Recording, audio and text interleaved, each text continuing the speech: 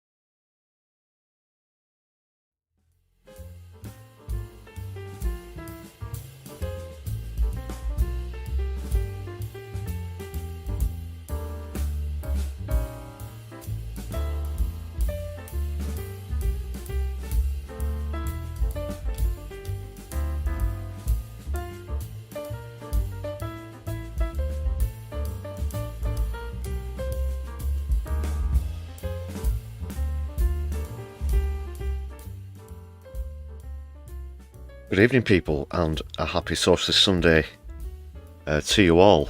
Bit of a musical start again on the Sunday live stream. Just a little one put together earlier. Actually released that as a video. Check it out if you will, good people. Bit of a Bonnie Tyler mashup there. What a hero indeed. More about Ahmed Al-Ahmed, the hero in question there in that video, later in the stream. But first of all, how are we all doing? Thanks for joining me on the stream. This is the Sunday live stream. I'm your humble host, Lefty. Everybody's welcome here this Socialist Sunday. Please hit thumbs up as you arrive. And speaking of arrivals, Hedy was first in the chat and currently king of all things chat related. Doc Davies, great to see you as well. Jamie and Mo. Oh, what a fine crowd we have building up already, people. I just need to put my teeth in.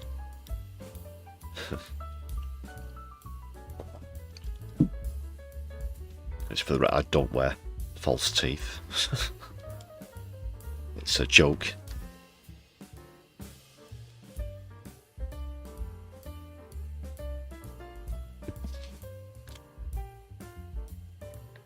So, of course, that's taking place at this horrible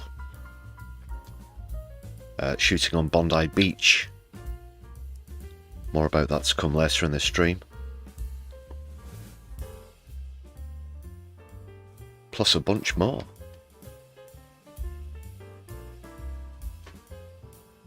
Very quickly introduce Herbie Ranger and the Supersonics, the background music band, here with us this and every Sunday.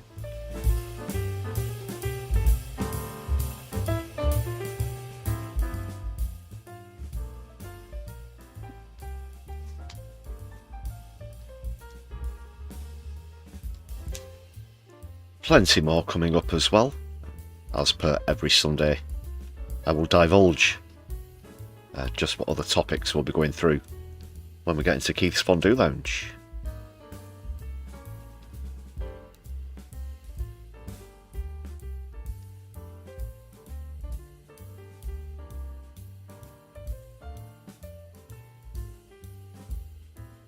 Also put out a brief synopsis of the Liz Truss show, the debut episode, which went through on a live stream earlier in the week. But if you want a shorter analysis without having to be subjected to all of it, please do check out the video, or both.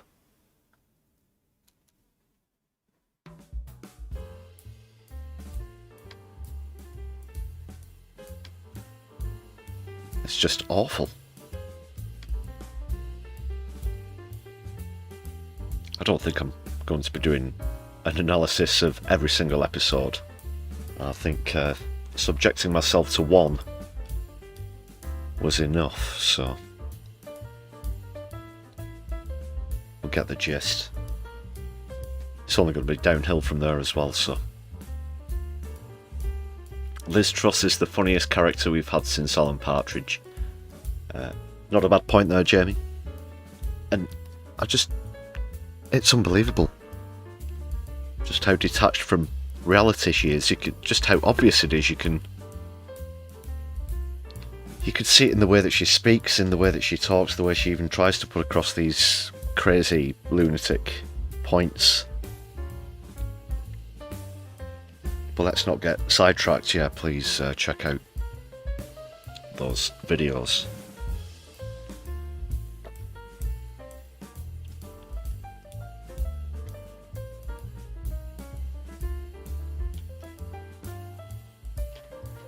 We know that we'd rather watch a lettuce decompose.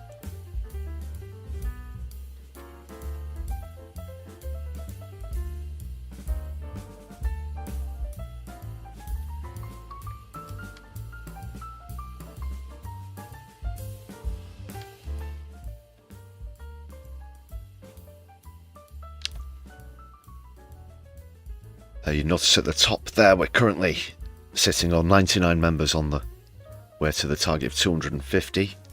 Thanks to those of you who've renewed recently, as well as gifted to others.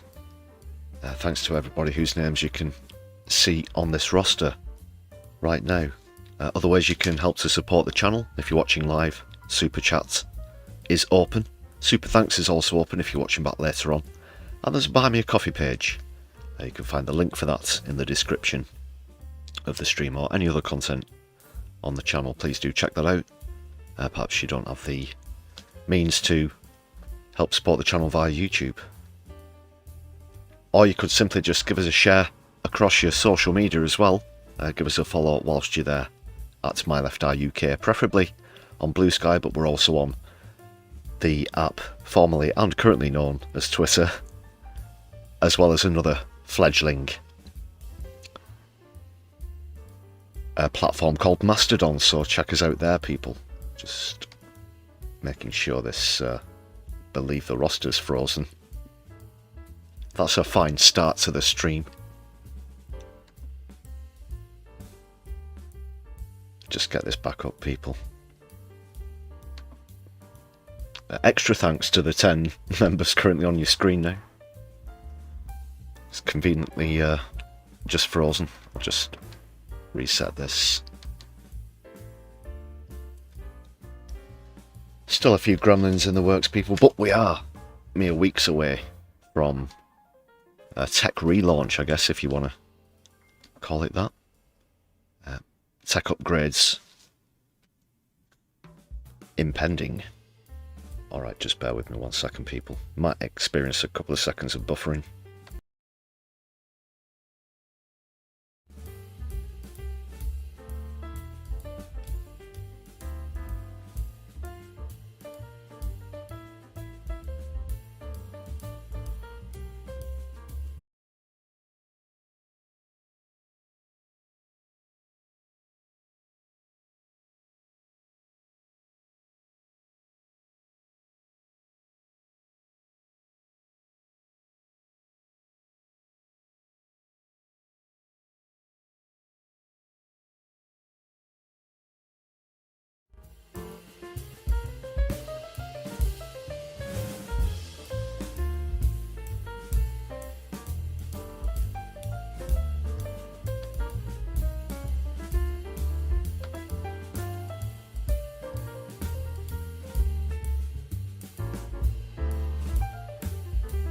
Sorry for the prolonged buffering.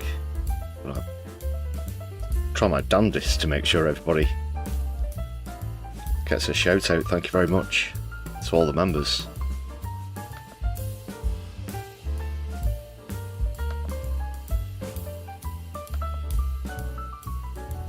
And thank you for your patience there, people.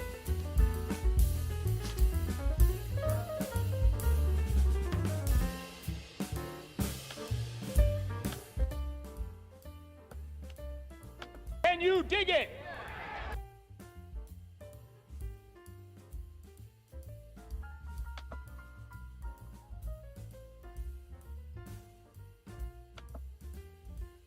Right, get into the lounge in just a couple of moments. So we've got Doc also in the chat, as well as Edward. Great to see you.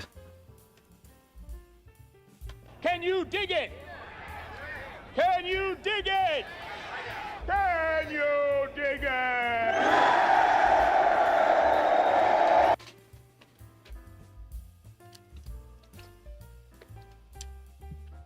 Like I said, sorry there's still a few bugs and whatnot.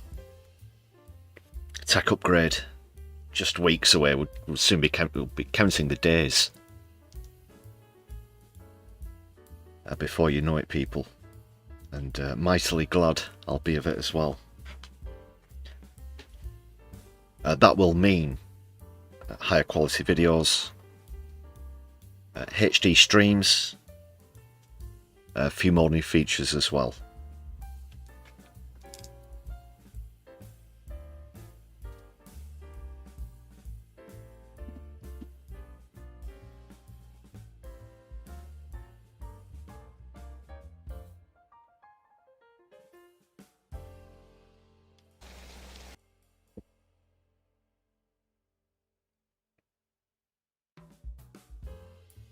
Alright, should we get into the lounge?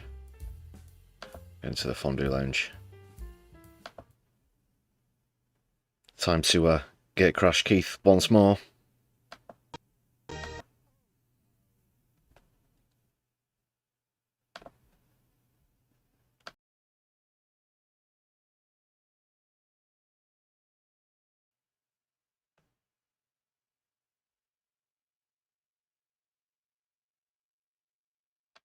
Oh no!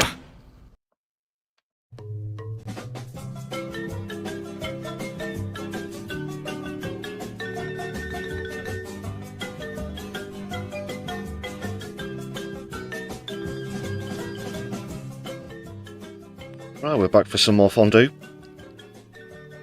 Keith and the gang.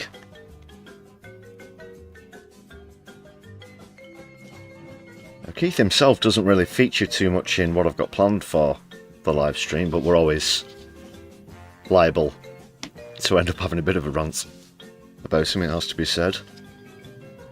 We'll of course have a couple of comedy clips. One of those is going to be kicking us off, and then this developing story about this shooting on Bondi Beach. Just a bit more about the hero who you saw at the start of the stream and in the latest video on the channel, Ahmed Al Ahmed, but also a few other of the latest things as this breaking story continues to happen. 16 people have been confirmed dead and scores more injured at the hands of two psychos, essentially, who we really have to focus on as per what their motives are. Are they acting on behalf of certain organisations? Are they acting independently? This sort of thing.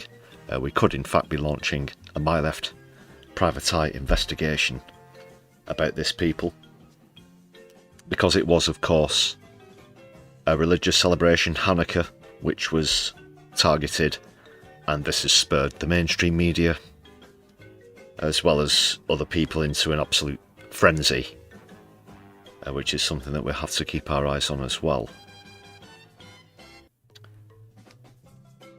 And we also have to ask ourselves, you know, there's always the element, there's always the chance that this could be an FF, you know what I mean, people? And no, I don't mean fucking Fondue.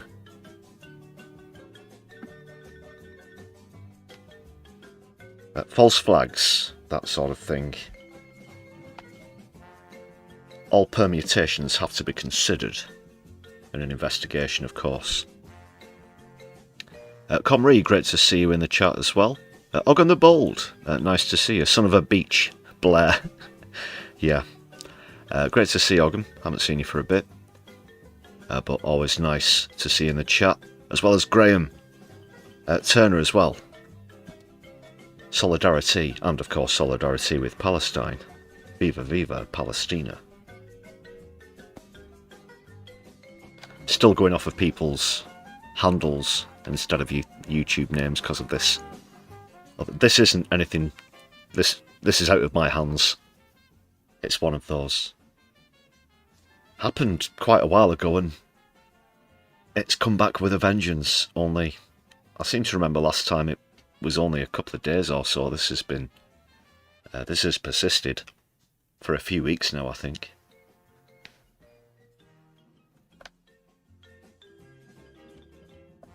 So apologies if your YouTube handle isn't very similar to your normal YouTube name.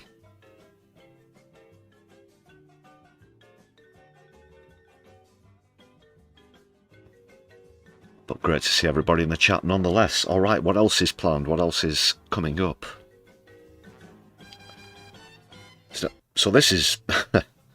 obviously what's happened in Bondi Beach is awful, but when I went to bed last night I thought that the main story concerning shootings, mass shootings, was going to be what happened yesterday in Rhode Island,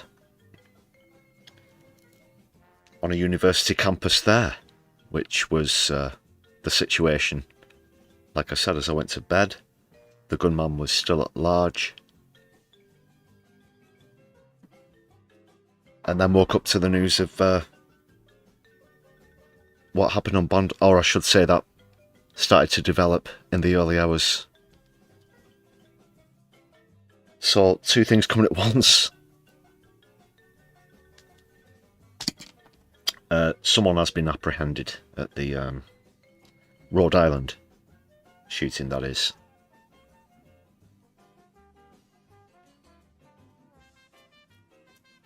So quite a bit of investigating to do on my left private eye.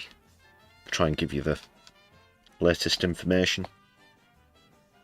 As we can, we'll also perhaps throw a few theories around. Then on to some UK politics. Stephen Flynn, I think, made a pretty impressive appearance recently on Question Time. Was that on Thursday? Look at one of his talking points, as well as critique, shall we say, of a few of the other far-right activities that Stephen Flynn calls out. Also, you might have heard this Ferrari, if you like. The police now getting involved with the backdrop or display during a live performance at a Primal Scream concert. A long-standing UK indie band, of course, Primal Scream. We'll see what's going on there. I've got the actual backdrop itself as a clip from the gig to see what all the fuss is about. You might have heard how it was described.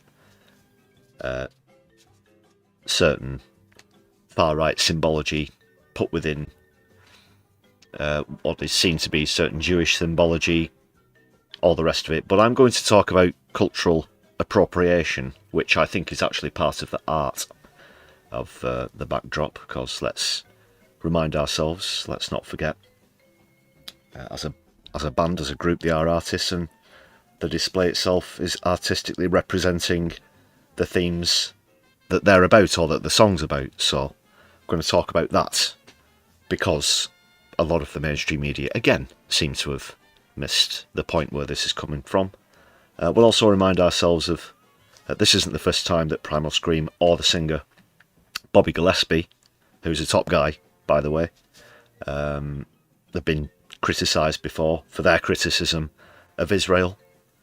So we'll remind ourselves about how he's addressed those in the past as well, pointing out the obvious, that a lot of his heroes, people who he looks up to, are Jewish. He isn't anti-Semitic at all. So more about that.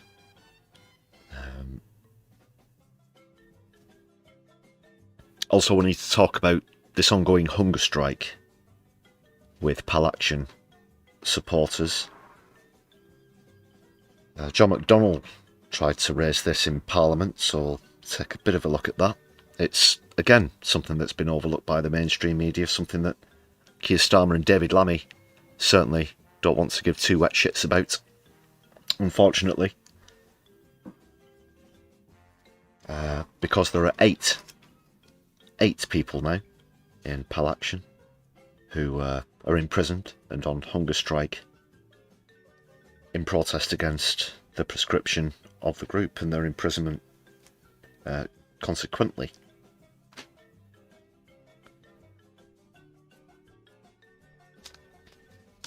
There's also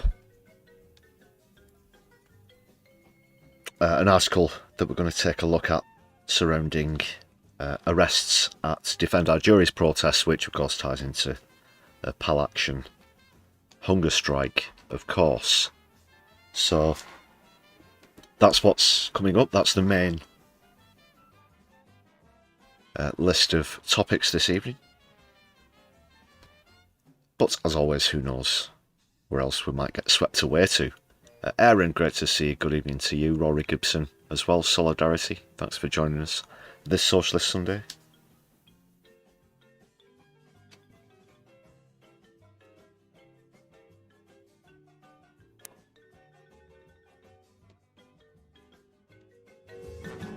Alright, that's enough fondue for now. We'll be back in the lounge later on. Let's get into things.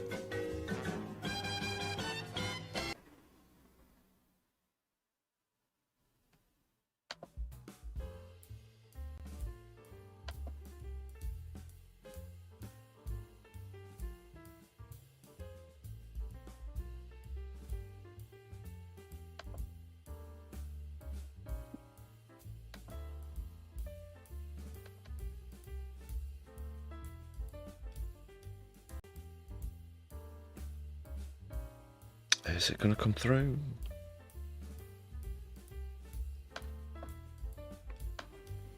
I think it's coming through now. Bit more buffering there, apologies.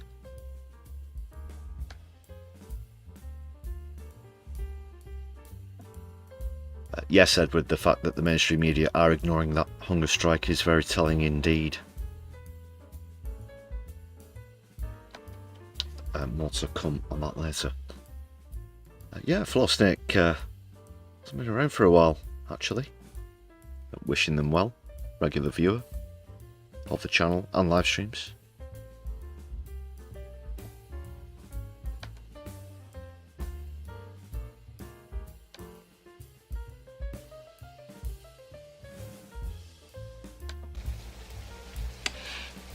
Socialists.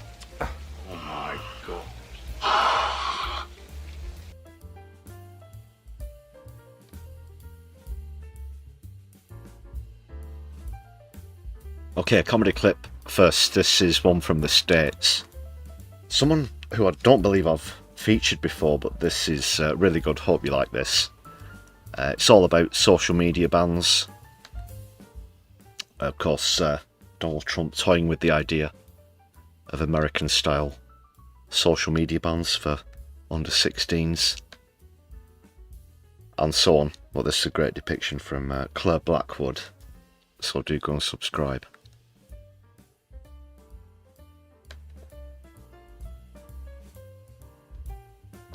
As I've done, and I dare say there might be more content coming from Claire in the future, so let's see this one, which is a great representation.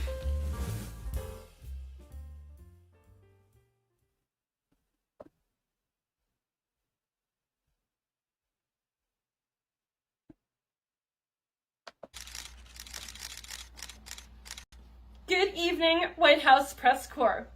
You are all awful, and I wish you were dead. I am here today to discuss the president's proposed plan to force all tourists to provide customs with 5 years of their social media history before we let them into our beautiful land of... Sorry, yeah, it's the tourist thing, not the social media ban for kids. They want to inspect tourists' social media status and probably a few other things as they arrive. Free speech, so that we can be sure that none of them have ever said... I am here today to discuss the President's proposed plan to force all tourists to provide customs with 5 years of their social media history before we let them into our beautiful land of free speech, so that we can be sure that none of them have ever said anything mean about Mr. Trump ever in their pathetic little lives. Many of you whiny little bitches are mad about this, so let me be clear. Wanting to visit the United States by way of an El Salvadorian torture prison is a privilege, not a right. If any of you disagree, pack your bags. You just got a one-way ticket to a beautiful El Salvadorian vacation. We will be checking the following social media sites for treasonous content. Instagram. If we see one black square from 2020, we will assume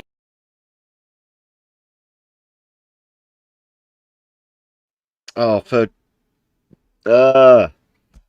okay, it's don't worry. Claire isn't possessed. Just need to refresh this. Sorry, people. Sorry about this.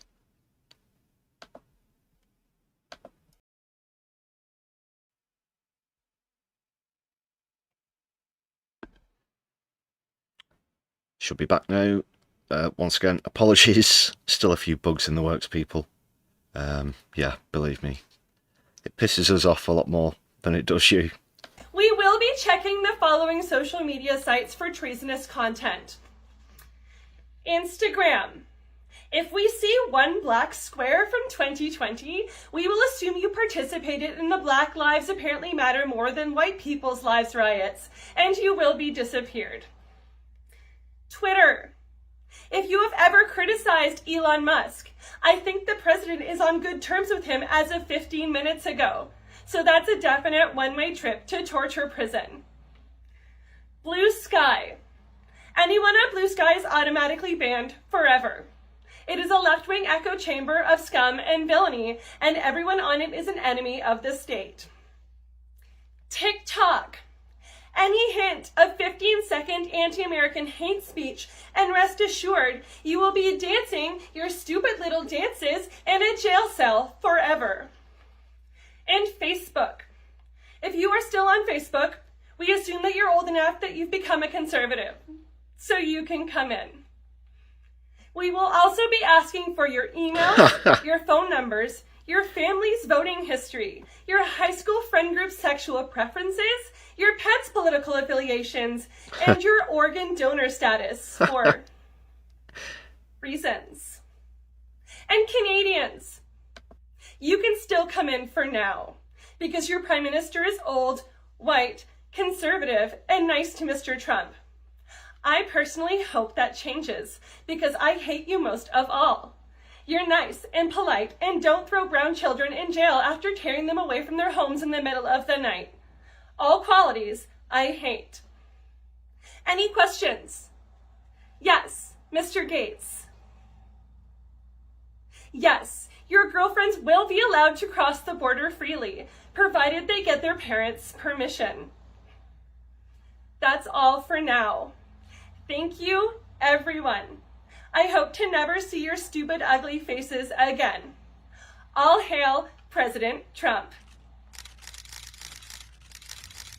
Hi, thanks for watching my video. I hope you enjoyed it, and if you didn't, I look forward to reading about it in the comments. I'm here to let you know that I now have a Patreon if you'd like to support me and my work. There will be blooper and behind the scenes videos, weekly Canadian politics roundups, and more. Free plugs. The link is down in the description, so check it out, and I'll see you next time.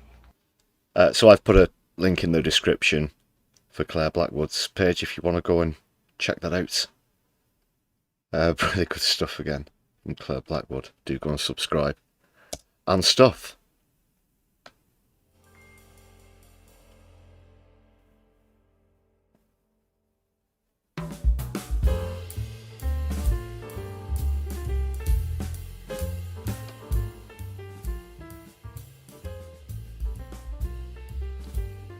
Another comedy clip coming up later on.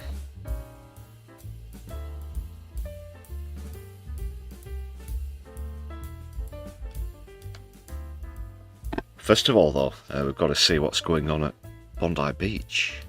And with this developing story, we've also got a hot investigation, people. So it's going to be time for another installation of my left private eye, I think. Let's see what's happening.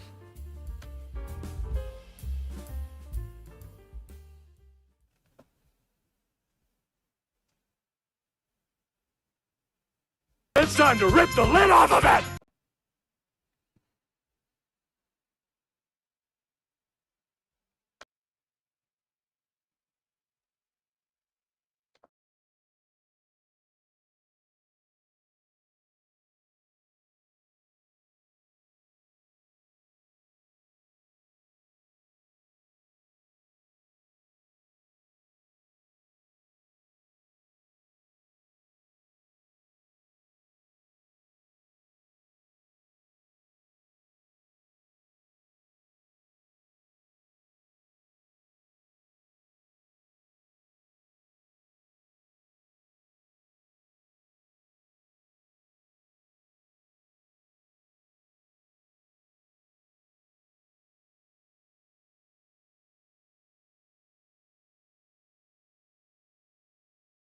It's time to rip the lid off of it!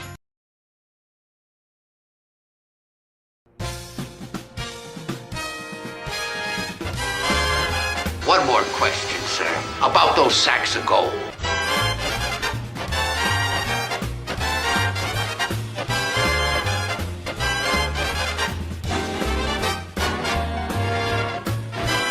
Oh wow, a police chase!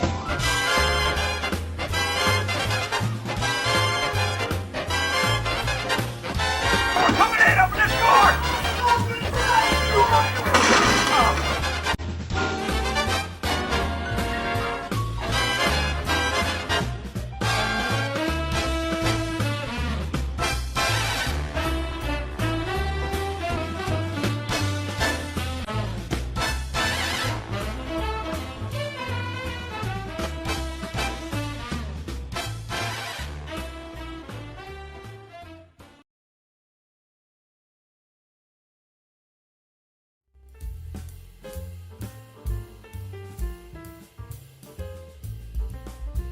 Okay, people, here we are. It's another hot case, but these two utter psychos have wreaked total devastation on Bondi Beach during the first day of Hanukkah. Let's see what the latest is. So this is 16 people, including a child. The state official has said, after two gunmen staged the attack. One of the two is believed to be dead. We saw how, believe it's the same gunman was tackled by Ahmed Al-Ahmed. And we will take more of a look at that confrontation in just a moment. Here's some of the latest though. I think since it came on stream, some information about the shooters has been released, so we've got some info here. A 50-year-old man who died at the scene was shot by officers. The other shooter is a 24-year-old man, has suffered critical injuries and was taken to hospital under police guard. Investigators continue to work at the crime scene. This is, of course, in Australia, several hours ahead of us in the UK. It's currently the early hours of the morning there.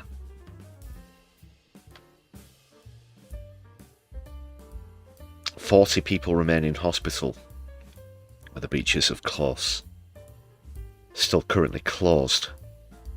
It's not clear how severe the injuries to the 40 people are. But 4 of them are children, according to this segment from the live news feed. That just confirming the death toll has now risen to 16. This is appalling.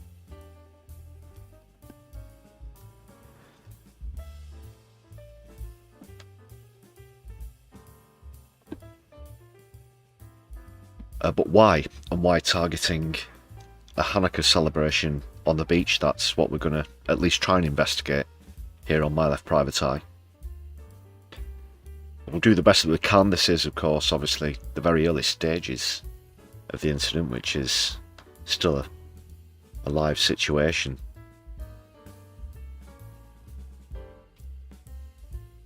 Amongst those killed is also British-born father of 5, Rabbi Eli Schlanger, was identified as one of the victims earlier. Another man identified to 7 News, which is an Australian platform, was shot twice actually. Ahmed Al-Ahmed was shot twice during his confrontation, which I think we'll take a look at now actually, before we go through some more of the live feed. Just let's go over to this window 1 second. So this is the man in question. This is he. Australian citizen, not a member of the armed forces or the police or anything. Bravely and very nobly tackled the shooter, managed to disarm him. He got the gun. He was shot twice. During all of that as well, let's remind ourselves of the confrontation, which comes from 7 News. This is the footage that I put the Bonnie Tyler mashup over. So we do believe we have some vision coming in of one of those gunmen being tackled. We hope to get that to you shortly. Chris, we'll leave it there. This is you the see him running up there. He appears to have been sort of hiding, sort of waiting for the right moment behind a car. Let's tackled. We hope to get that to you just shortly. play that and Chris, pause we'll it. leave. So approaching him from behind, he hides behind that car out of view and then surprises him, catches him off guard very quickly. Remember, this guy isn't trained in disarming people at all, from what we know. So as he's firing, so he knows that this guy's got live ammunition, he's firing at the time. This is the vision. I'm going to make that larger on your screen so you can see.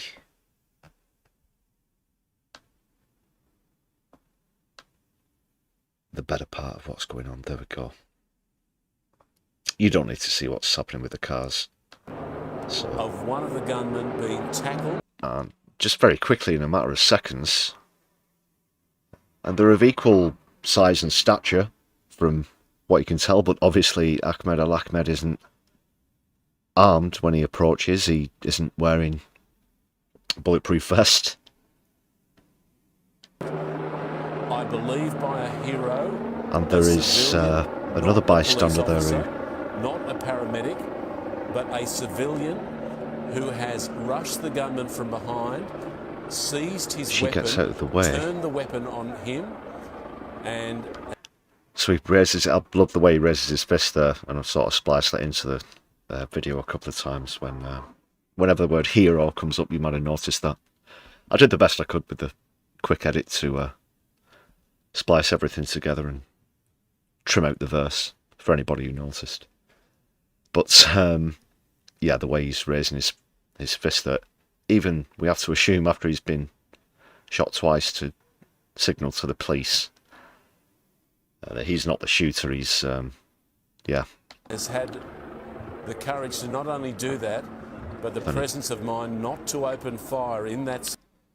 So there's one shooter you see in a moment. The other shooter is on a small bridge as the shot pans right. Situation, and now he is no doubt calling for backup. But he's not satisfied enough. So runs over and throws something at him. And making sure there is no chance he can get away. But we do believe.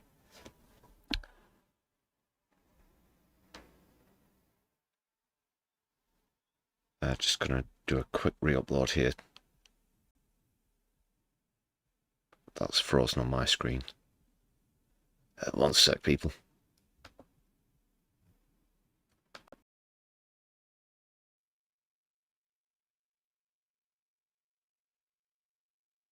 Yeah, we're back now, I think.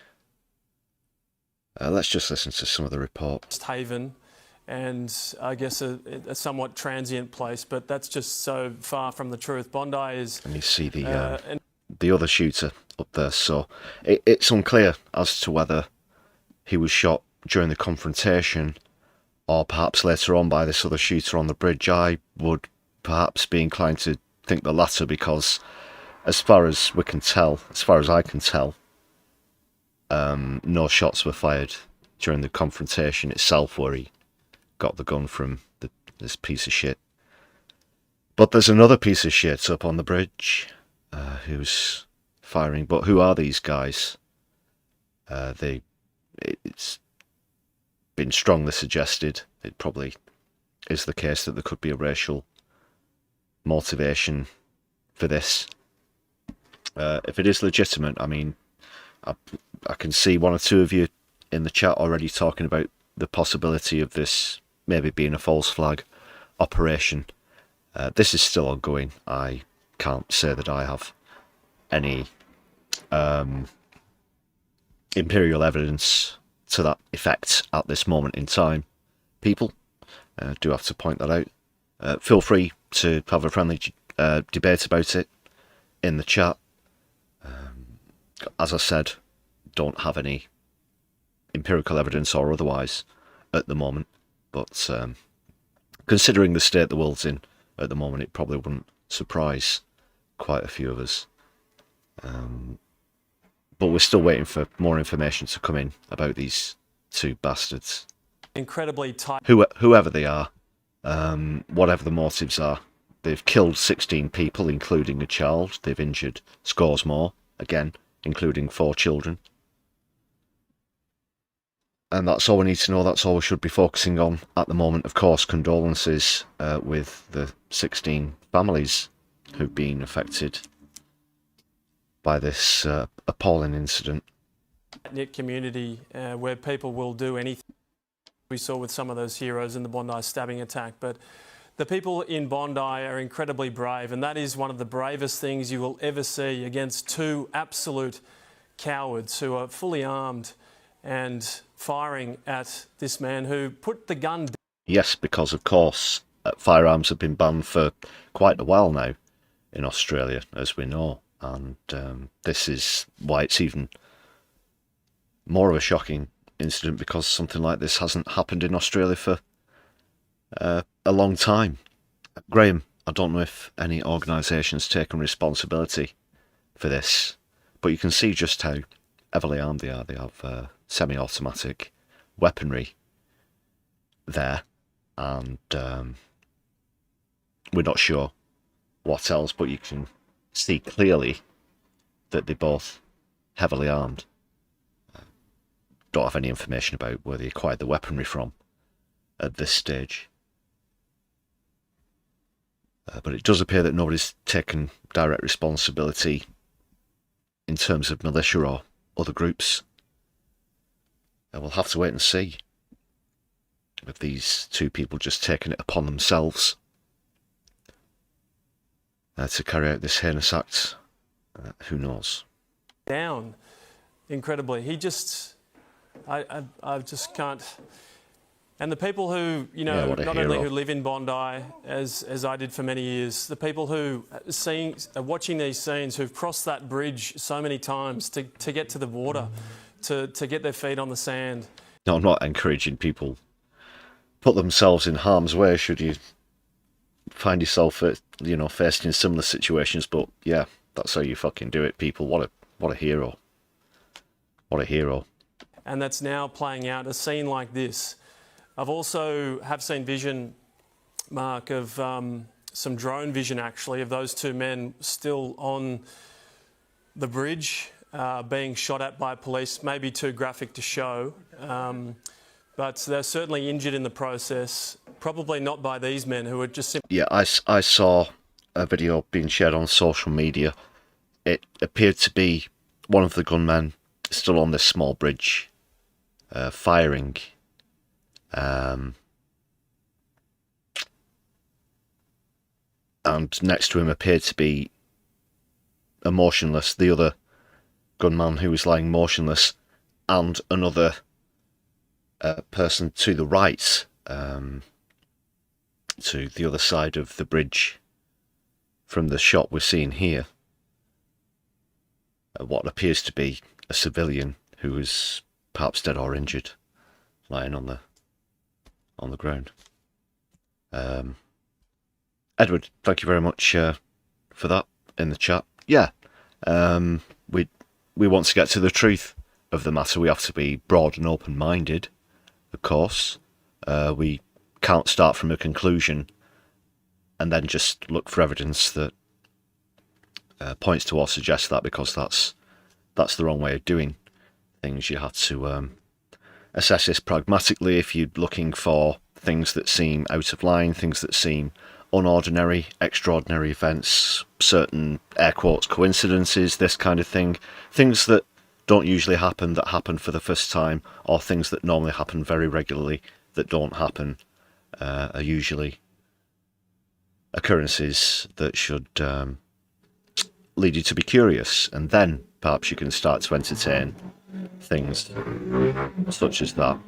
Of course, various agents across the world have reputations for these kind of organised and orchestrated effects, but we do have to be restrained and pragmatic in our investigation. Okay, let's just play through a little more of this. Trying to defuse the situation, and did an incredible job in doing so. And as you say, they're safe and were able to take some cover while that coward there was firing one of his a huge gun at that man, those men. We often wonder as reporters. This is the 7 News footage. I should have said that earlier, by the way. You know, obviously, and of course, this being Australian footage, they're not holding back in pointing out just what they think about these two guys. So he goes for this piece of shit, and then the other bastard on the bridge is up there firing. What a total fucking cunt. Get as far away from the danger zone as possible, as quickly as possible. And there are others who feel it's their duty to move towards the danger, and that is perhaps the most stark example of that I have ever seen. I would like to say at this point, people, I have my strongest suspicions that this, if anything, will be from either two far-right individuals, or if anybody does claim responsibility for it, perhaps the far-right. We know that the majority of these incidents, and this is just going statistically, the majority of these incidents are perpetrated by members of the far-right. It tends to go with, gun obsessions, this sort of thing. It's, again, very heavily suggested that the fact that this was an attack on a Hanukkah celebration, that this is a racially motivated anti-Semitic attack. That's certainly what the mainstream media seem to be running with at the moment. The Australian police. I, again, find myself slightly frustrated by this, because it's doing something that we're trying not to do in this sort of investigation, if you want to put it that way, as taking a look at things. But they've immediately leapt to a conclusion now. Like we said, nobody's taken responsibility or claimed responsibility for this, so therefore the motivations at the moment have to be unconfirmed.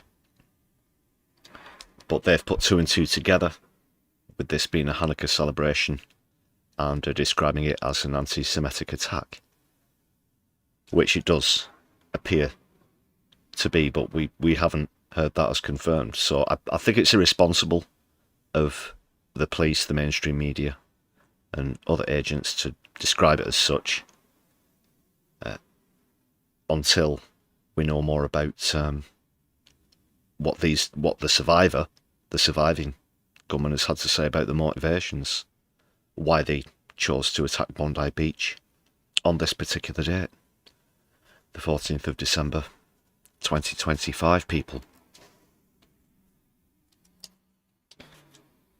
So I know it's a very if and but kind of assessment from me at this point, but if they are directly targeting members of the Jewish community, then that would lead me to believe that they are members of the far right, either as individuals or as a group, just based on the odds, the chances, given what I know about society and these kind of attacks. At any stage, that gunman could have turned the weapon on a civilian and he could have lost his life. But he went forward to try and save other lives. He's gone forward, not only with the courage to tackle the gunman, but the skill to strip him of his weapon. And you've got to say that Ahmed showed a great amount of restraint there, because knowing that these two guys are murdering people there in real time, once he's got the gun from him, he doesn't appear to fire on the perpetrator.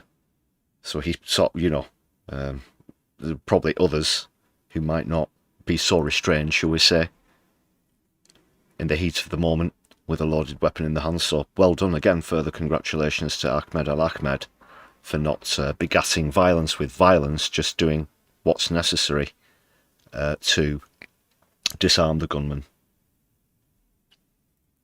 But he doesn't want a death on his conscience, whomever it might be. And now that he's neutralised the threat, he doesn't have to fire, so he does the very sensible thing and just rests it against the tree, which I think is very commendable at that point. And even when he appears to be under fire from the gunman on the bridge, just seeks shelter and refuge, doesn't return fire either. Is that something that you could see yourself doing if you were put in the same situation? You'd have to perhaps think about it. And then the two gunmen work together as one of them's under attack. The second gunman on top of that bridge is starting to open fire and try to provide some sort of cover. I like the choice to just go over and throw something at him as well. You know, take that, you bastard. Howard. He's done such an amazing job.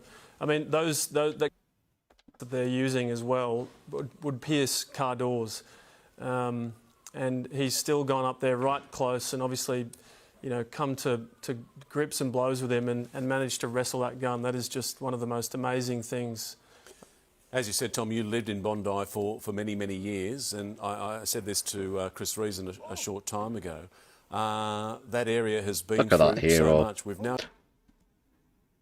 Just responding to a couple more comments in the chat.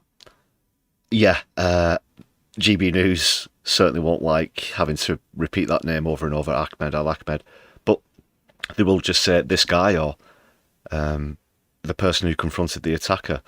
I probably was watching or had the live P.O.V feed on earlier, either had it on in the background or whatever, for, I would probably say 45 minutes to an hour earlier. And from what I noticed, they brought up several spokes, including two so-called experts on anti-Semitism. They also had two segments about the President of Israel, President Herzog's speech or reaction to this, and only fleetingly mentioned this this hero. They didn't mention him by name. I found out the name on social media. And that is, I'll remind you, watching it for 45 minutes to an hour after this confrontation had taken place as well. So it was all, this is why it is anti-Semitism, and Israel, of course, oh, what, this is about us? It's like, no, this happened in Australia. Oh, they're Jewish people. We've hijacked that religion, so we are now appointing ourselves the official spokespeople for this event, and you should basically have us on your news feed rolling non-stop 24 hours a day. And if you don't, then you're an anti-Semite. Why are you an anti-Semite, not putting us on for 24 hours non-stop? So yeah, a lot of that, and that was frustrating. But the only time they did fleetingly mention it, they were just, yes, the guy who confronted the attack, yes, very brave. Anyway, now back to this anti-Semitic agenda. that we're pushing, and that is from UK state broadcasters, twinned with Australia's, who of course will be very closely aligned in their bias reporting. We've got this absolute tragedy unfolding before our eyes this evening, and it seemed like only a matter of months ago, but it's perhaps 2 years ago, that just up the road at Bondi Junction they went through that shocking stabbing in the shopping centre. Yeah, and as I said before, you know, people who go to Bondi Junction to the mall would still feel a chill down their spine thinking back to that day. And now, I mean, I've been down to this part of Bondi Beach and many parts.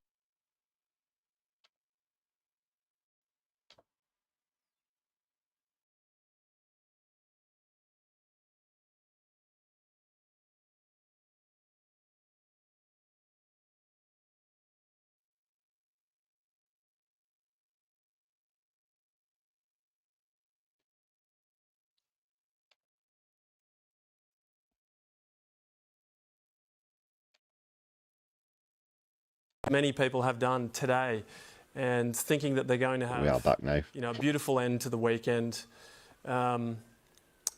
It's hard to put into words when it's your home and your backyard. Just what incredible scenes this are. Yeah, that looks like more of a shotgun than a rifle, doesn't it? Sorry, it's the choice of language I have to use. From that shot of the shot. To the weekend. This view of the shot. This perspective. It's hard to put into words when it's... Of him firing, yeah, that's more of a... that's not like a bolt-action rifle or a semi-automatic weapon. That's more of a shotgun. Your home and your backyard. Just what incredible scenes this are. I can't... It's difficult to tell. The bridge is obscuring a lot of the... we do see terrible events like this unfolding in other parts of the world, in other danger zones, and as reporters we gather that information. But when you see it unfolding in your own backyard, when you see something like this taking place somewhere that you've lived for many years, you've got a lot of mates down there, you've got a lot of family down there. My family's just up the road, not too far away. It is hard to comprehend, and it is hard to believe, and even harder to understand what has taken place here this evening. As soon as we came off air at 7 p.m, when we had just begun to hear about this... It is shocking, in solidarity with any of our Australian viewers, I was flooded with by the way, as well. From people who live in Bondi Beach, you know, incredibly close... Edward, great to see you. Have a nice evening. No, pass around Free Palestine. Well said. Hopefully we'll see you soon. Take care. And so many people will be getting those messages because it's such a wide open space, and there's, as we've heard, you know, dozens and dozens of gunshots at incredibly high caliber. Yeah, a beach obviously very exposed. Not a great deal of shelter for those being attacked, which is probably why the casualties and deaths are so high. And at times like this, you want to make sure family and friends are safe. You've obviously been on the phone to friends, to family, to colleagues down there. I've got grown boys. You're never sure where they are or what they're up to, but I have certainly had messages now to say that they are safe and well, and they are shocked by certainly what is unfolding. But there will be some families who are texting love. Something I don't understand, and obviously these incidents are far more prevalent in the United States of America as they are in Australia. Like I pointed out earlier, this is the first time any mass shooting of any description has happened in Oz for some time. But we have to ask ourselves why. And when these people plan and consider doing these things, they believe that they will trigger or instigate some other kind of mass shift in society, usually, is the thing. And it's fantastical, it never happens, and there are endless amounts of mass shootings in the United States and school shootings alike that we could refer to. And this isn't just psychos venting their frustrations. A lot of these think that it will start mass uprisings of various descriptions or whatever that never happen. But these incidents keep happening, and it's just senseless. There's no logic to it. They think that at the end of it they'll be revered as heroes or martyrs or whatever. But it's just absolutely senseless. And picking random civilian targets, just completely unjustifiable, completely evil, completely senseless. But like I said, nothing comes of it. These uprisings never happen.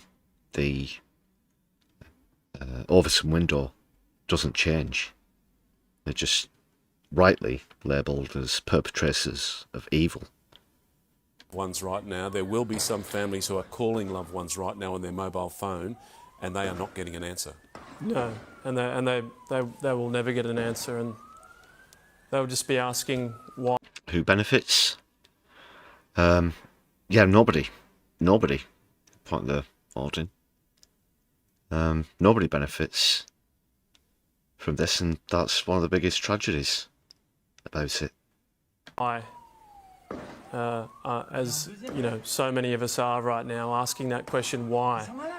I think we'll be... As well as no benefits, of course, incidents like this lead to people losing personal liberty. As governments, a lot of the time overreact or use incidents like this as an excuse to take away more of our rights and freedoms. The Patriot Act in America is one example. Schools all across the states now have metal detectors at entrances, which is something that is almost inconceivable here in the United Kingdom, but it's now just part of everyday life.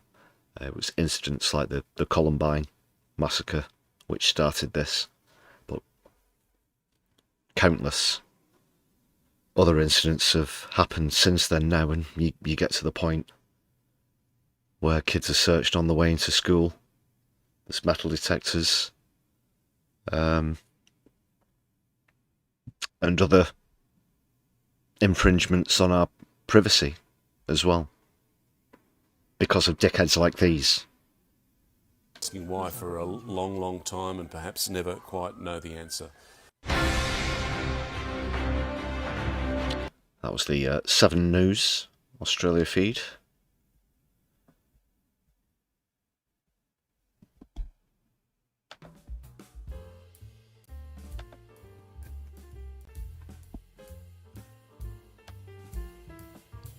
If I'm talking, there's no audio. Is that right? Can you hear me? Can you not hear me? Say something if you can't hear me.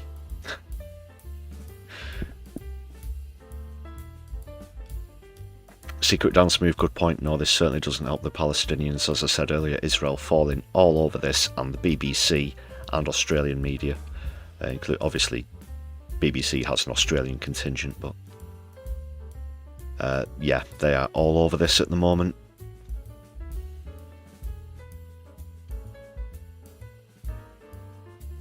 It's a hyperbolic feeding frenzy where anti-Semitism is concerned, and like always, Israel have tried to hijack the conversation. Glad to see that you can hear me. Thanks for the feedback in the chat, Doc. Not sure if there was a temporary cutout earlier, but just a final shout out to the hero of the day, it has to be said, Ahmed Al-Ahmed, 43-year-old, absolute effing legend. He took him down like a bastard Marine.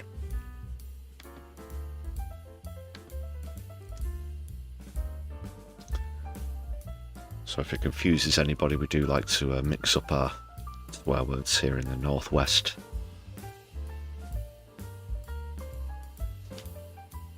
That's not me calling him a bastard, of course.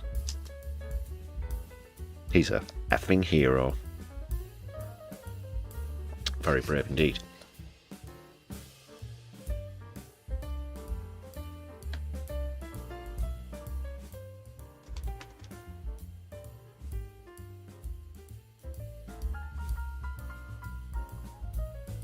I dare say we'll be coming back to that story on future streams and such, because I want to know what these two bastards are about. Sorry for a lot of the swearing on tonight's live stream. But 16 people being killed, including a kid. Injured another 4 kids and scores of other people.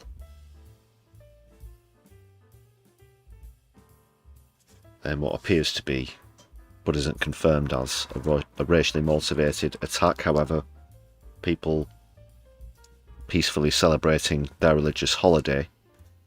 It is beyond doubt the victims of this, so the conversation has to stay with the victims, 100%.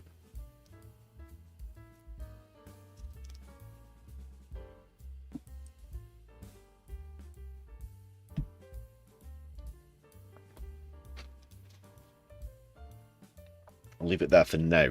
I can, still feel free to add your thoughts, any other information that you may have in the chat as we go through. I'm going to get on to the other shooting, as I said. Yeah, speaking of multiple mass shootings in the United States of America, there was one just last night, of course. So I'll go to Rhode Island. It was in Providence, which is in Rhode Island. And a lone gunman who appears to still be at large. So the second part of My Left Private Eye. Where the fuck is this guy?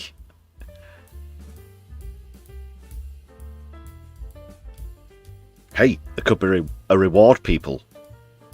And if I find this guy, I'll share the reward with every single member on the channel. How's about that for a deal, people?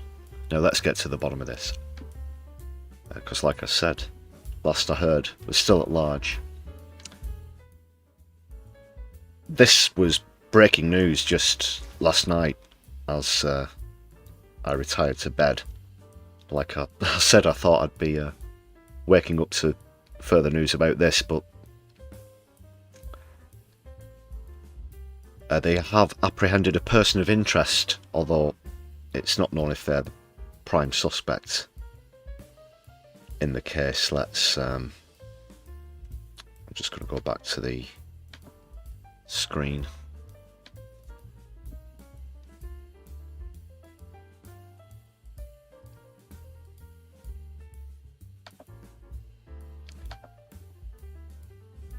See what happened at Brown University. This is.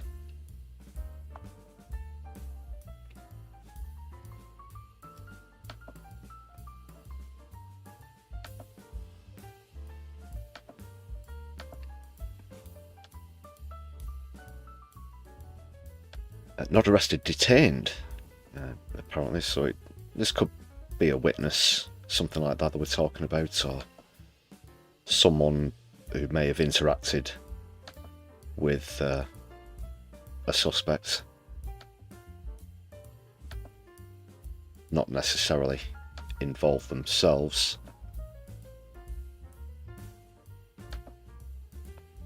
But this one is, of course, more of a live case, with the perpetrator being at large. 2 people have been killed, 9 others injured, as the gunman opened fire at the university in Providence yesterday. The suspect is in his 20s, but have not named him. Do they know his name? Mayor Brett Smiley said 7 people who were injured in the incident remained in a stable condition. One of them is in critical condition and another has been discharged. So this happened at around 4 o'clock local time, 4 PM. That's 9 o'clock in the evening, Greenwich Mean Time, at the Holly Engineering Building at the eastern end of Brown's campus, according to officials. Identities of those killed or injured have not yet been released, but Brown University President Christina Paxson told reporters on Saturday that all the victims, including those killed and wounded, were students.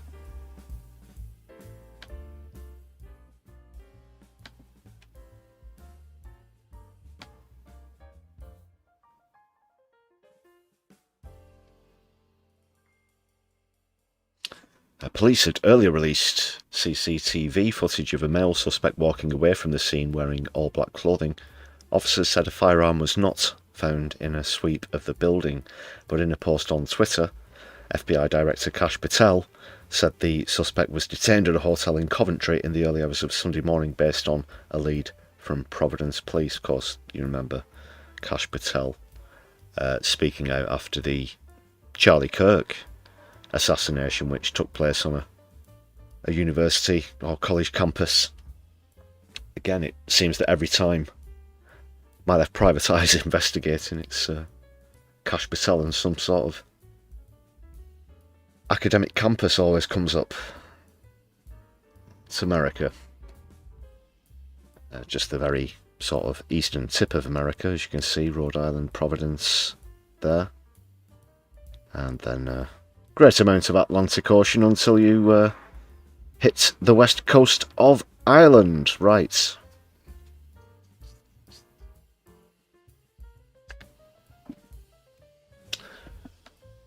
So he's in his 20s. They've not named him, but it's not stated whether his name is known or not. Appears to be at large. Very little to go off.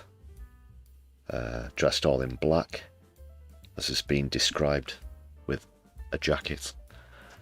Doesn't really particularly narrow it down very much.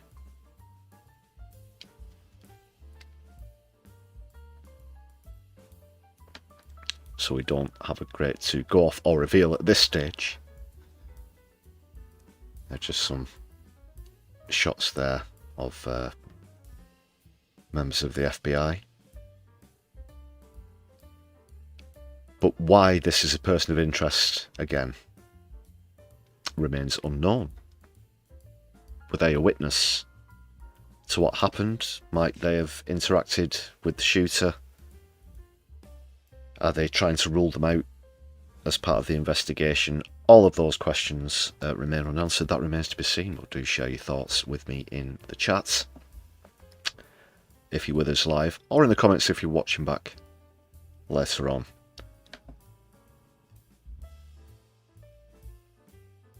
Yeah, I do always appreciate comments and feedback. Helps us out on the algorithm as well. A quick reminder to make sure that you've hit thumbs up on the stream.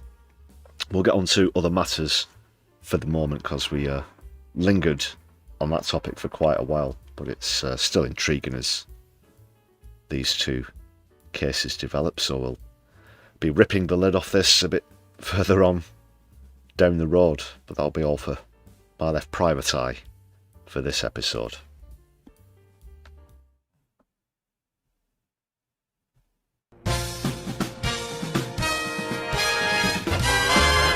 One more question, sir. About those sacks of gold.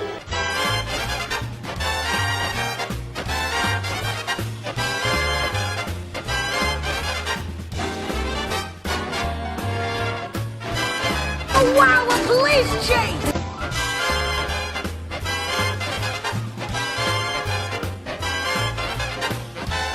Coming in! Open this door!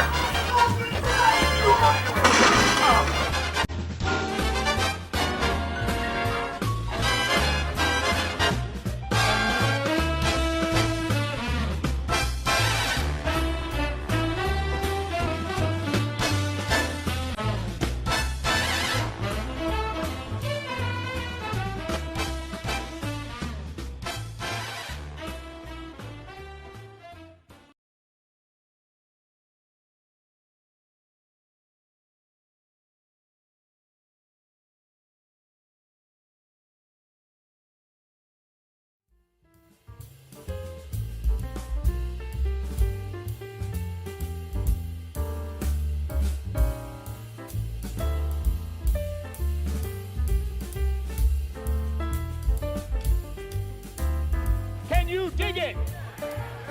Can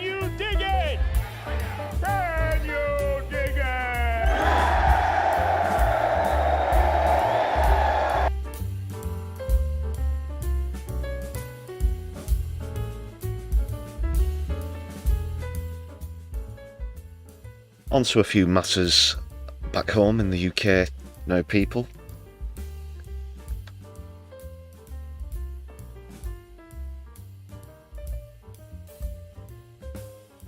First up, a clip from Stephen Flynn's appearance on Question Time as he continues to confront Farage, Reform and the far right in a really exquisite fashion, often in the House of Commons, but this time on the panel. I didn't check out the show myself. Rarely watch it itself. I do often enjoy No Justice and Kevin Logan's analysis and real-time reaction to it, but very, very, very rarely just watch it outright myself.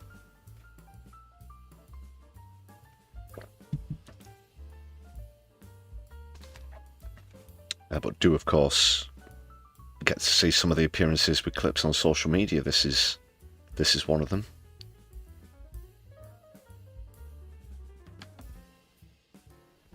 That I will quickly share with you now. Very well said, because... Oh, no, not that one. Sorry, people. Because, as I was saying, the far right often stoop so low as to try to attack migrant children.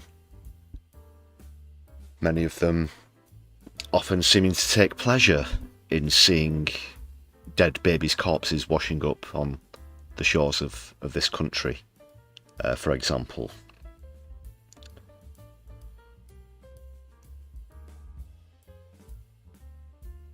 Which I think is absolutely reprehensible and repulsive. As does Stephen Flynn, who makes a very good point here in reacting to that. And Zia Youssef was also on the panel. So he was more or less talking to Zia Youssef directly when he's making this really good point here.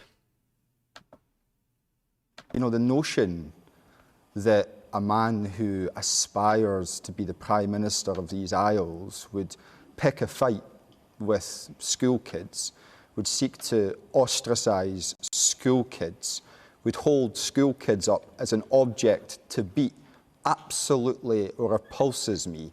And I think it should repulse all of you as well. And I hate to say it, I really do, but this confidence that he has to say some of these things stems from the fact that our current Prime Minister, Keir Starmer, called us all an island of strangers. Not Enoch Powell's words, well they were, but they were also repeated by Keir Starmer. And this is a culture that we... Yeah, when the Prime Minister of your country is paraphrasing those kind of words, you really have to be concerned. Enoch Powell sort of, what's the word? Keir Starmer channeling Enoch Powell tells you everything that you need to know. And Starmer does far more to pander to the far right than he does to appease citizens and socialists. We're all more than aware of that at this point. And Stephen Flynn is right to bring this up. Starmer might have tried to move on from that sort of,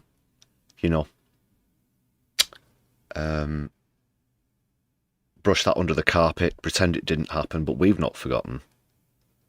And we're seeing more and more of it. The anti-immigration rhetoric now is coming out as so heavy on a daily basis. Yeah, it's face-palmingly bad, people. We now have coming out of Westminster, and it does us all a massive disservice, because you know those wee kids, when they grow up, they'll grow up to be our doctors, they'll grow up to be our lawyers, our nurses, our bus drivers, our videographers, our hosts. They'll be our friends, our family, our neighbours, and we should defend them as if they are our own, because those wee kids, they are our own, because they've made Scotland their home, and I'm proud of that fact. Yeah. Very, very clear. The enemy comes by private jet, not by small boats, and these people want to come and contribute to society. So very well said, Stephen Flynn, for calling out that absolute bullshit.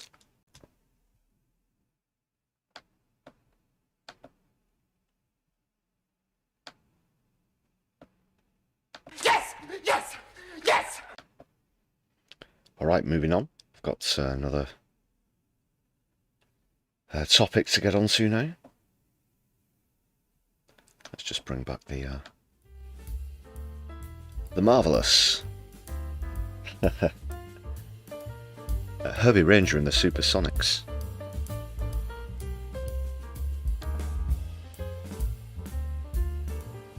Let's just check that the chat is more or less in real time now.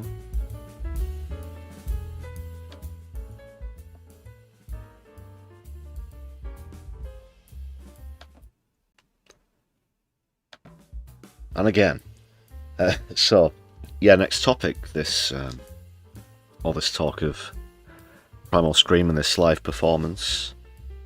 Apparently they're being investigated. It's all quite pathetic, really. We're going to see what's happening. Like I said, I've got a clip from the gig in question. Although they've probably not just used it at one gig, it could be at various ones.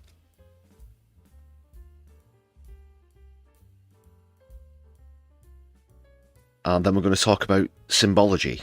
We're going to talk about art, and we are going to talk about the appropriation of symbology historically and in a more modern context as well. So we'll take a look at this clip first and then see what's happening, people.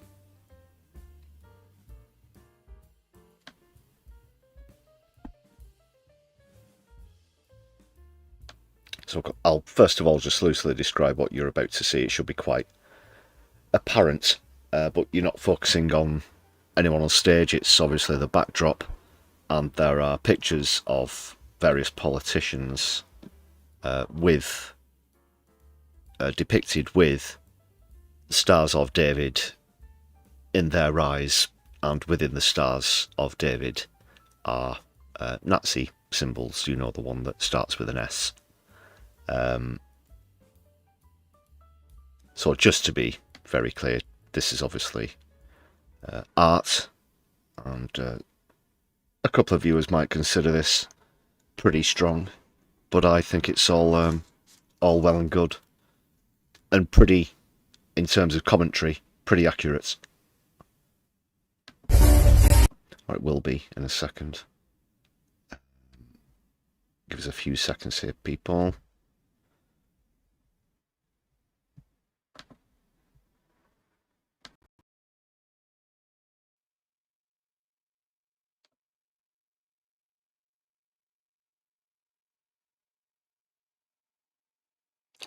I think we're back. Sorry about this, good people. I've got YouTube Studio acting up at the same time as the broadcast software acting up when I switch scenes. So I'm getting it from both sides. But I will persist. I will not be stopped. Ha ha ha ha. You'll have to do much better than that to stop my left eye, right? Let's see this clip. Like I said, it's pretty strong imagery, but bang on the money as far as I'm concerned.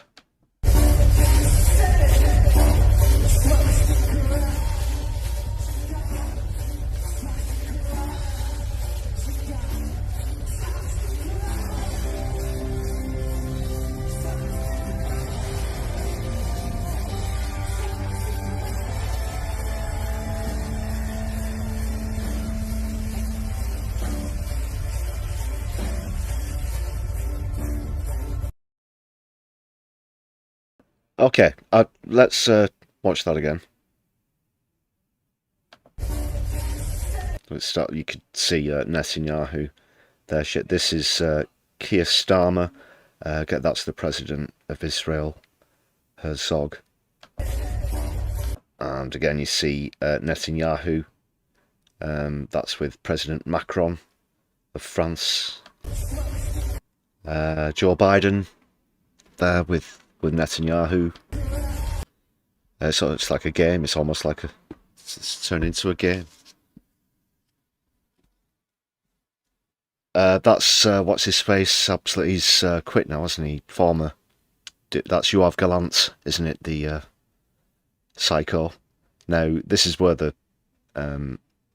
symbols start to appear on people's eyes, and you'll notice it is the Star of David with the S word inside on Yoav Gallant, and quite rightly so, because the war crimes, the mass killings and genocide that are being carried out by Israel are akin to those in the past historically. I'll go into that and just more about the actual artistic sort of value in this in a moment. Let's just see who else. Hillary Clinton. Excuse me. One sec. Hillary Clinton, I should say.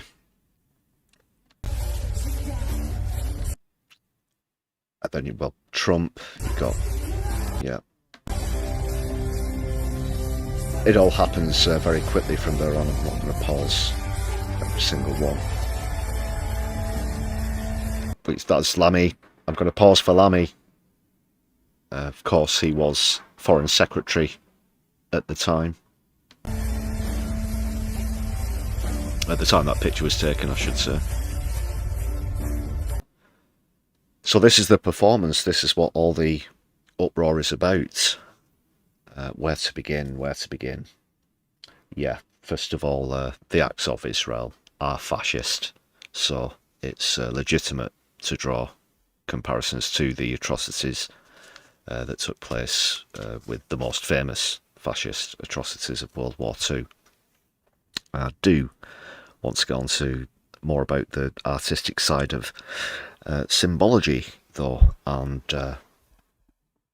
appropriation. I just want to quickly, and I might as well just leave it on that particular frame whilst I make this point.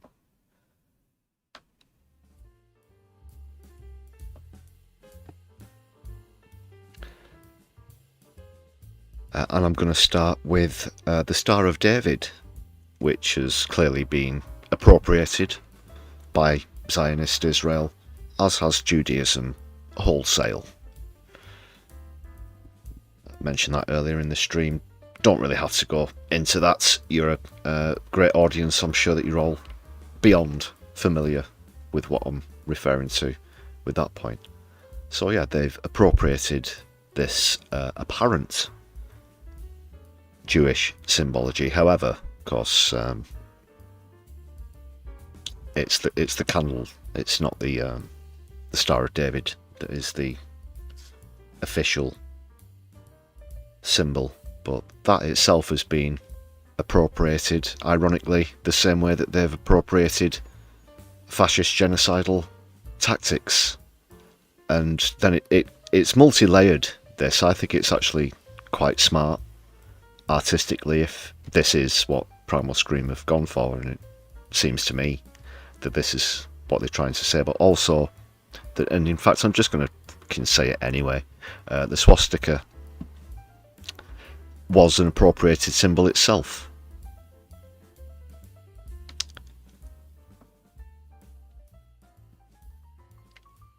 Well, what can you say about that?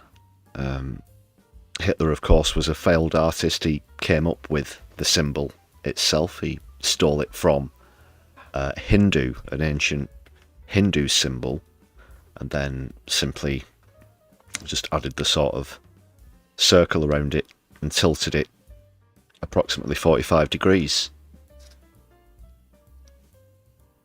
Because it wasn't very original. Of course, he also stole a lot of his ideology from Benito Mussolini, amongst others as well. So yeah, this failed artist appropriated that symbol the same way that the Star of David has been appropriated by Israel. And I think that's a very clever connection and a sort of multi-layered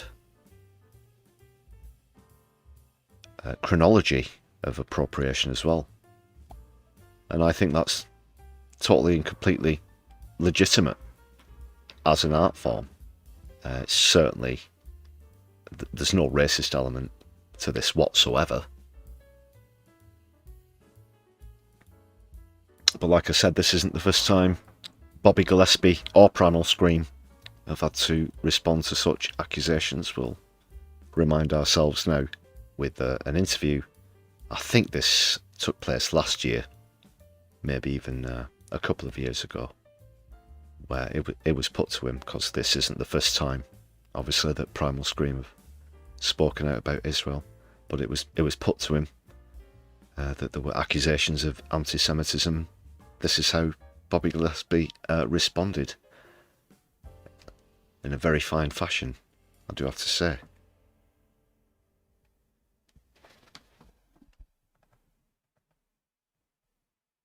Eurovision Song Contest in Tel Aviv. Oh, yeah. Madonna's going to play. Well, Madonna will do anything for money. You know, she's a total prostitute, and I'm not nothing against prostitutes, but I think, you know, the whole thing is set up to just, you know, it's set up to normalise the, you know, the state of Israel and you know, and its disgraceful treatment of the Palestinian people. And by going to perform in Israel, I think what you do is you normalise that. So, you know, Primal Scream would never perform in Israel. And I think Madonna is just desperate for publicity, desperate for the money, because she'll be getting paid. They pay very, very well. This suddenly gets into difficult territory, because you believe in the state of Israel's right to exist, because this is what the big argument is. That no, I believe in the rights of the Palestinian people. And the rights of the Israelis. Stolen land. I just ask this one question, which is, if you do not believe in the right of the state of Israel to exist, do you understand why you're then being seen as anti-Semitic? I'm not anti-Semitic at all. All my heroes are Jews. Karl Marx, Bob Dylan, the Marx Brothers. Yeah, of course, it's a total non-argument. Well said there, Bobby Gillespie. Standing his ground very well, if you ask me.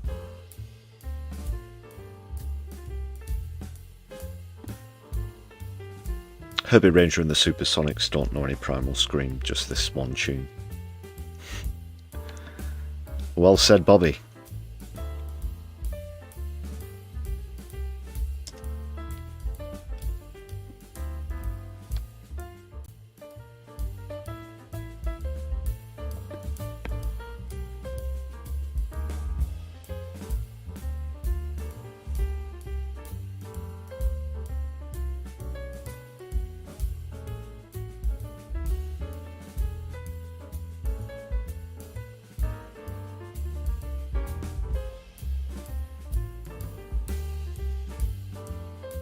Okay, people, a couple more UK matters. Now, this also ties in with Gaza, with protests in support of Gaza and Palestine. Of course, I've been involved with that myself quite a lot lately, including with Defend Our Juries, so we'll get onto that. But first of all, obviously Defend Our Juries protest against the prescription of PAL action, and this concerns the prescription itself, the imprisonment of the organisers of PAL action, 8 of whom are now on hunger strike. I've brought this up before on the channel.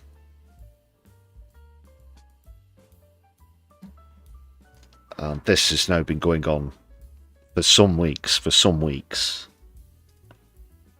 And this is what you can only describe as an excruciating form of protest from how it's been described to me. When I've spoken to anybody who's actually chosen to do that. But the government isn't interested. People have tried to approach David Lammy himself, Keir Starmer as well, and been shown the door.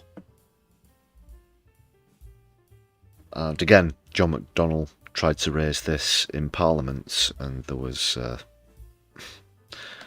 something of a dissatisfactory answer from the Speaker, of course. Sponges for lips, a wet flannel for a tongue.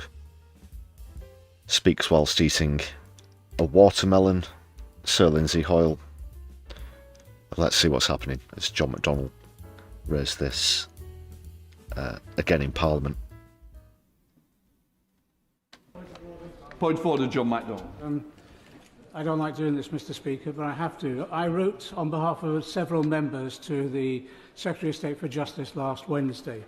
It is in relation to the hunger strike that's taking place within our prisons at the moment by Palestine Action prisoners, some of whom now have been hospitalised. We wrote simply asking for a meeting with the Secretary of State. We've not received any response. I informed his office yesterday I'd be raising a point of order. We gave it another day. We still haven't had a response to that letter. This is a matter of urgency, and I would have expected at least the courtesy of some response, even if he's not willing to meet us. Can I first of all say... These are British citizens. And like John McDonnell said, they've just ignored it so far. Hoyle's going to come in now with his 2 cents, with his for apathy, for sympathy. I'm almost certain that these hunger strikers wouldn't hold too much high regard for Lindsay Hoyle. I thank the honourable member for raising his point. I always expect ministers to take seriously correspondence from members whichever side of the House. It is totally unacceptable. Not if I can't make a meeting happen, but I do expect people's correspondence to be dealt with quickly and effectively. What I would say is the Treasury bench, I hope, will be listening very carefully, and I hope that we'll make contact with the honourable member. It is, as I said, not acceptable. I'm getting more and more people complaining about ministerial correspondence. We even heard of one that took 12 months. It's not good enough. It's not acceptable. The ministerial teams need to get their act together and make sure members of Parliament, quite rightly, get a reply timely. Oh, and that'll, yeah. I'm sure they'll be shaking in the boots after that, Lindsay. Corbyn now. Thank you for what you just said in response to the point of order from the member for Hayes and Harlington. Is there any way that you could ensure that a minister comes to this House to give a statement about the hunger strikers in the prison? I visited one of them yesterday, and I am deeply concerned about what is going on in our prisons, where people are being held for an inordinate length of time on remand when they are being delayed their access to justice. I cannot guarantee I'm not responsible for what goes on within this chamber. I'm here to keep good order. What I would say is, quite rightly, as another senior member raising a point of order, the Treasury bench will have hoped they would that. Who knows? It might be there are different ways, and you both know how to do it, in order to... These people are starving to death, Lindsay. They are starving to death. And he said, well, all I do is tell you when to... I don't know. You just when you sit down and stand up, and I keep, well, I pretend to keep order in the house. Ensure that this is brought to the attention of the chamber. I will leave that with you, knowing with the experience between you, I'd hate to add up how many years, but I think between you, you know the answer to the question. Right.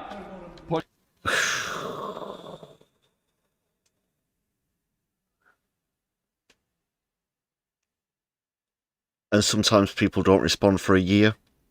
You said earlier, whilst people are starving to death. Yeah, what a great process, what a great procedure.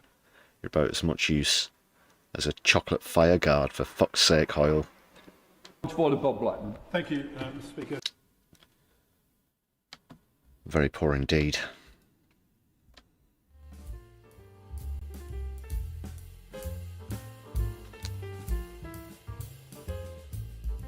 They are political prisoners, quite right there in the chat, Odin Allfather.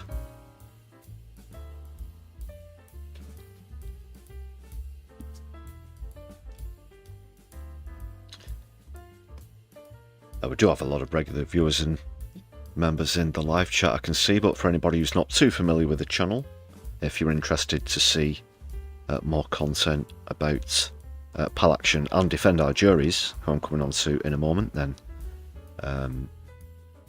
please do search through our content. If you just search Defend Our Juries, various videos will pop up there of exclusive footage and interviews whilst we've been down in London, and also attended Defend Our Juries protest here in Manchester recently.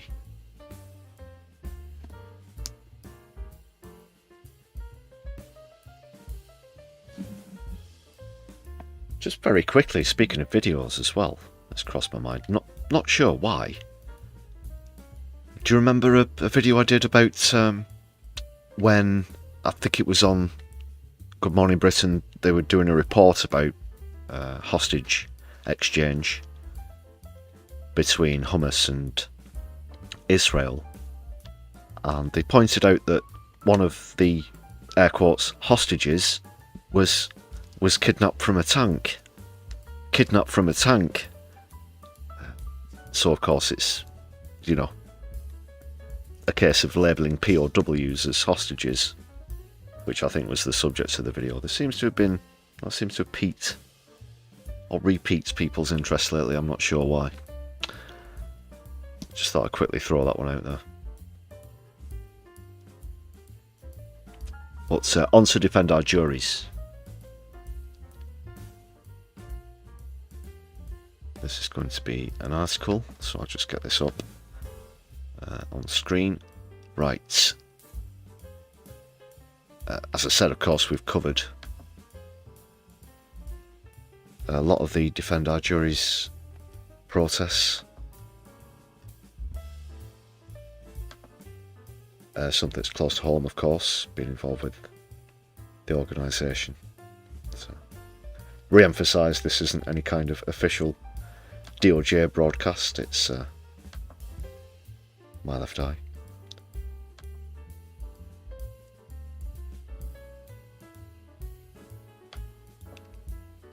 And further evidence, of course, that the arrests of these protesters, many of whom are retired citizens, elderly, disabled people, as we've discussed at length on the channel, but their arrests might have not been legal, which is something that we've been saying all along.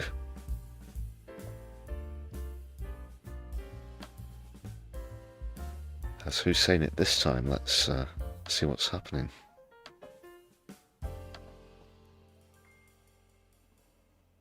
Policing guidance suggests wrongful arrests. As previously unseen counter-terror document clarifies how demonstrators should be treated. This is great work, again, from Declassified UK. Go and check them out. A lot of you will already know Declassified and the great work that they do.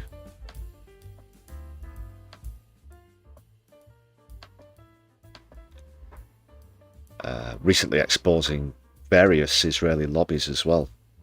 This is John Farley, who you can see in the shot, being arrested in July after he held up a private eye cartoon. So, for anybody who doesn't already know, people at Pal Action, Defend Our Juries protests are being arrested for holding up placards that basically say that they support the prescribed group, and that's why they're being arrested. But we've seen other arrests as well. We've seen people arrested for wearing t-shirts that say simply "I support Palestine."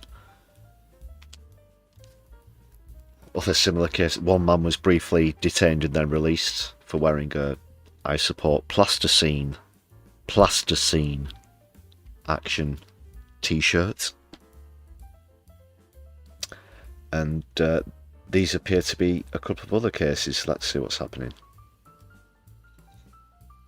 7-page tactics guidance, dated 28th of August, offers advice to British police forces about how to approach cases of those suspected of showing support for the prescribed group. It specifically states that acts such as brandishing a private eye cartoon or holding placards stating, and listen very carefully, genocide in Palestine, time to take action, should of course not be grounds for arrest. Other forms of protest, such as displaying Pal Action signs within private residences or wearing plasticine action t-shirts, would be permitted, according to guidance, of course. So we're seeing all of these silly incidents. Just to remind you, over 2,000 people have since been arrested for allegedly showing support for the group, including a lot of friends of mine, I do have to say.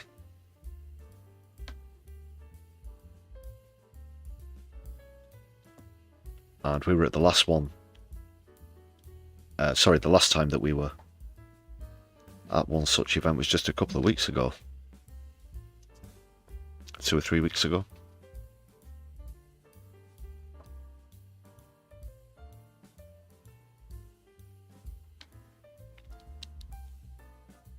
So Declassified obtained the guidance under a Freedom of Information.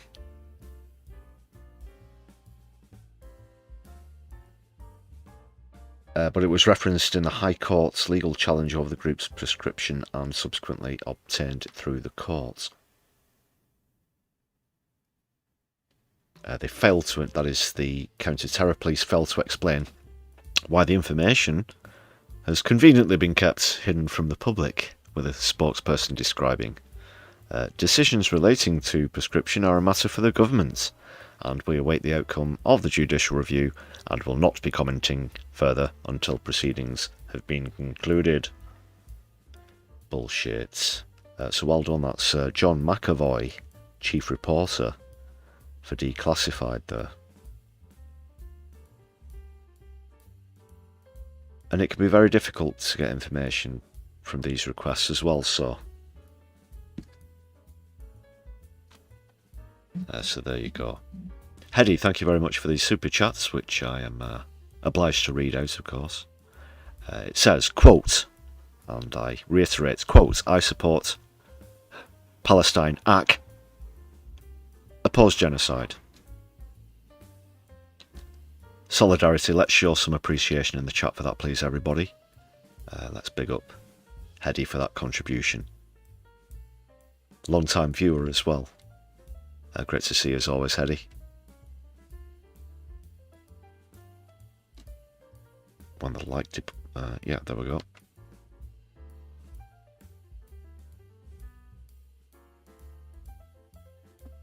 Yeah, do share your thoughts with us in the chat, or if you're watching back later, about these ridiculous arrests, whether it's these people who are using wordplay or otherwise, or the Defend Our Juries protesters themselves. Real Kamiyashi, welcome to the chat. Thanks for joining us. Hope you're well.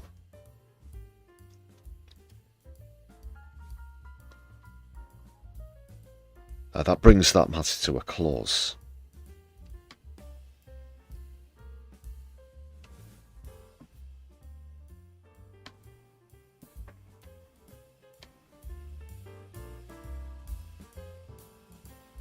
Can you dig it?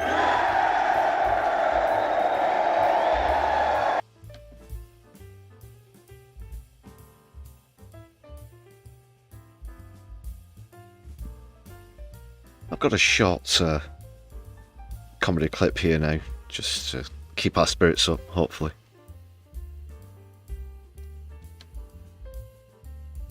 Short but very sweet.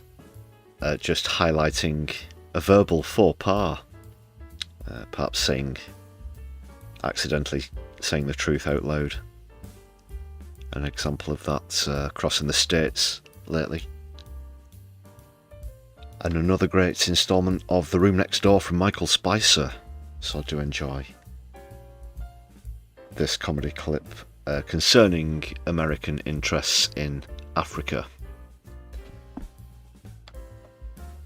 Alright, and of course subscribe to Michael Spicer if you don't already, people.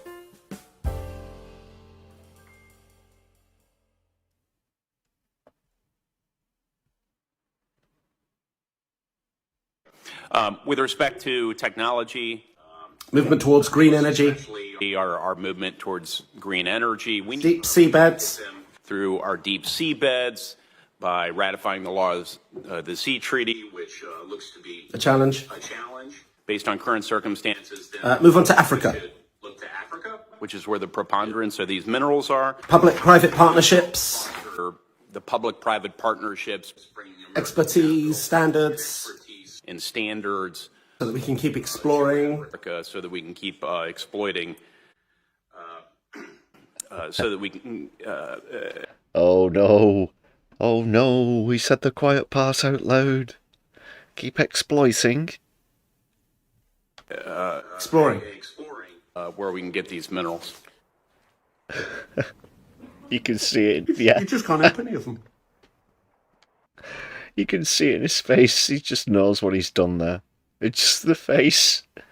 This is Senator Todd Young, Republican senator, represents Indiana. So that we can... it's, I don't know. Is it Johnson on crack? So that we can keep exploiting... so that we can... Exploring. Yeah, you're not in the boardroom now. You on the TV. You forgot. You're not in the boardroom. Oh no. I'm in Congress. What can I do? Exploring. Where we can get these minerals. Shit. You just... Oh, he's like, I might be in some crap for that one. Oh no. You just can't help any of them.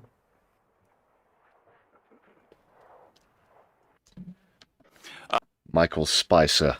Go over and subscribe. There's a link to his awesome channel down in the description of this stream. So have at it, people.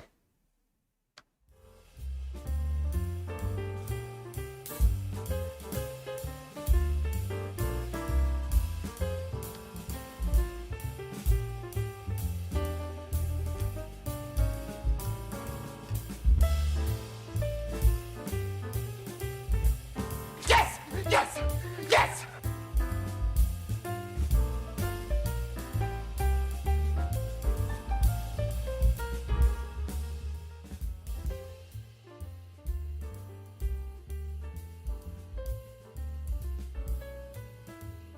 Thanks a lot for your patience with the stream this evening. Quite a few gremlins in the works earlier on.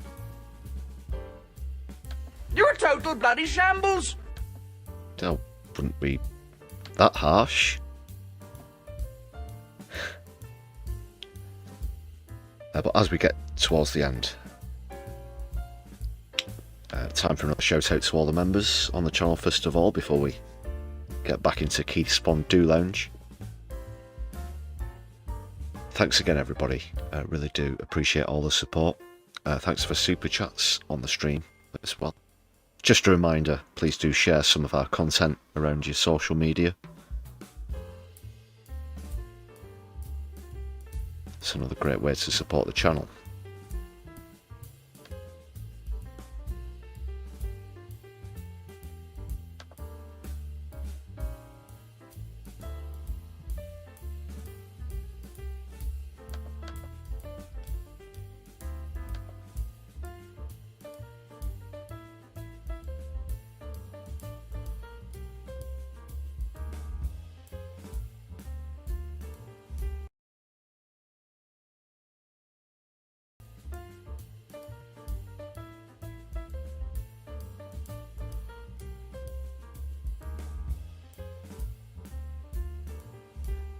apologies again, people. Glitches happened during both. Shout outs to the members on the channel. But we're back. Make sure that everybody gets due credit. JK, sorry to hear you've not been feeling well. Won't be feeling better soon. Solidarity, thanks for joining us on the stream.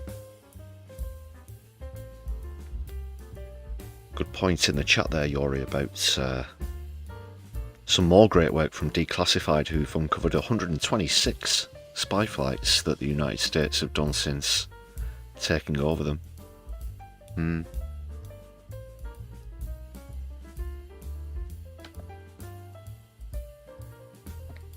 Thank you very much, everybody. Please make sure that you've hit thumbs up on the stream as well.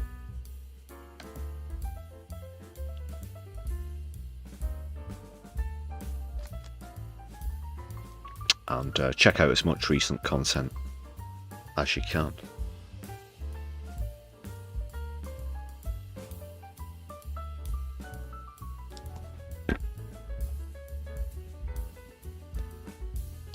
We'll be raiding into another Socialist channel, hopefully. In just a moment. We'll go back into the lounge though, as we say our goodbyes.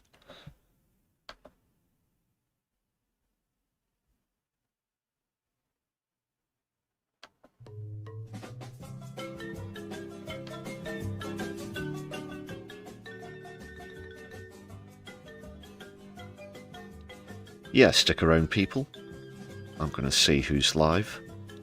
As far as future live streams go on the channel on my left eye, I'll be back next week with The Brews at 10, of course. Make sure that you're subscribed and you've hit the notification bell.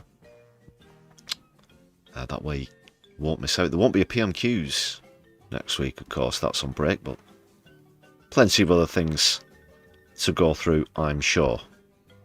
And we do have the aforementioned No Justice and Kevin Logan, who, with it being a Sunday, I'd imagine will be assessing Laura Kussenberg.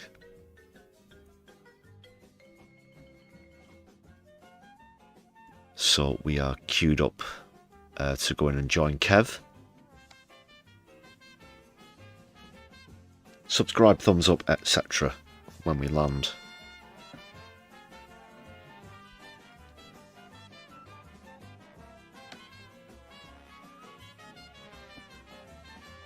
Right, that's all set up, good to go.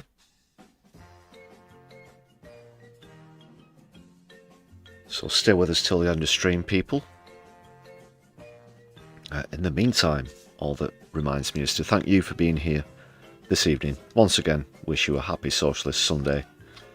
Free Palestine, Yemen, Sudan, and everybody else. Power to the people. My left eye, I'll be seeing you soon. Good night.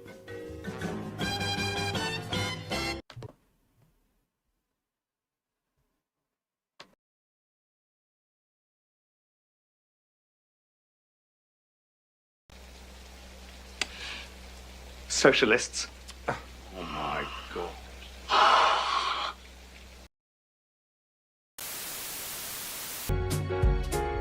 Drive to my second home at Christmas.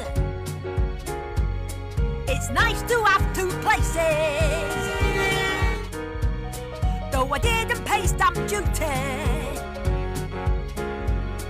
or tax on favour and graces.